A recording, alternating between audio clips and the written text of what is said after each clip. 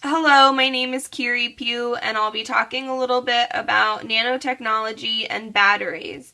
This presentation just gives you a small idea of some of the innovations that are coming in batteries while using nanotechnology and nanomaterials. Nano.gov defines nanoscience and nanotechnology as the study and application of extremely small things and can be used across all other science fields such as chemistry, biology, physics, material science, and engineering. Humans have been manipulating materials on the nanoscale since the medieval times.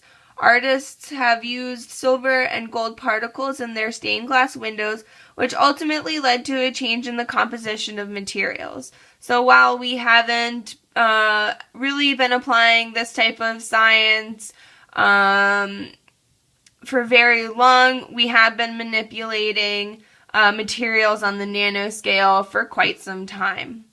To give you an idea of the nanoscale, 1 nanometer is a billionth of a meter, or 10 to the negative ninth of a meter. For example, a sheet of newspaper is about 100,000 nanometers thick, so extremely small. Nanotubes are slightly larger than atoms and slightly smaller than antibodies or viruses. Lithium-ion batteries are in cell phones and laptops, and the technology has largely gone unchanged since the 1990s when Sony first came out with the product.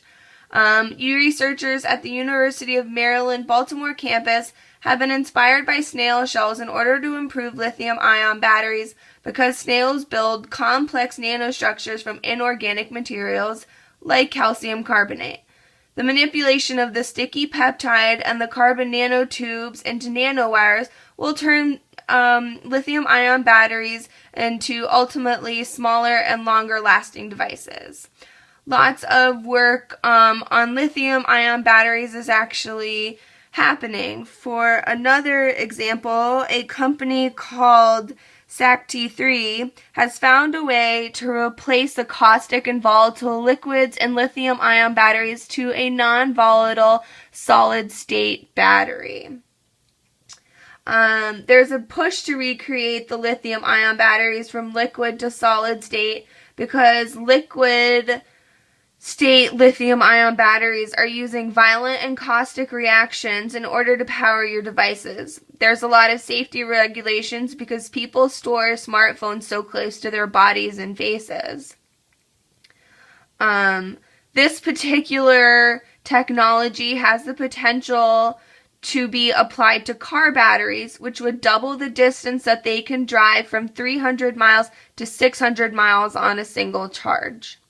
A particularly challenging part about working with nanoscale materials is that they don't really easily stay in place.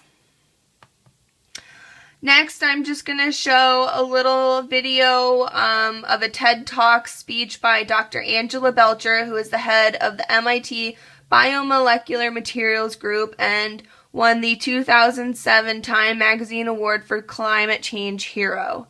She specifically really would love to someday see a virus-powered car. And that's not the virus that makes you sick. That is the virus that makes you sick, not the virus that infects your computer. And so the other thing that's beautiful about biology is that biology gives you really exquisite structures, nice length scales. And these viruses are long and skinny, and we can get them to express the ability to grow something like semiconductors or materials for batteries. Now, this is a high-powered battery that we grew in my lab. We engineered viruses to pick up carbon nanotubes. So one part of the virus grabs a carbon nanotube. The other part of the virus has a sequence that can grow an electrode material for a battery, and then it wires itself to the current collector. And so through a process of selection and evolution, we went from being able to have a virus that made kind of a crummy battery to a virus that made a good battery to a virus that made a record-breaking, high-powered battery that's all made at room temperature, basically at the bench top. And that battery went to the White House for a press conference, and I brought it here. You can see it in this case that's lighting this LED. Now, if we could scale this, you could actually use it to drive run your Prius, which is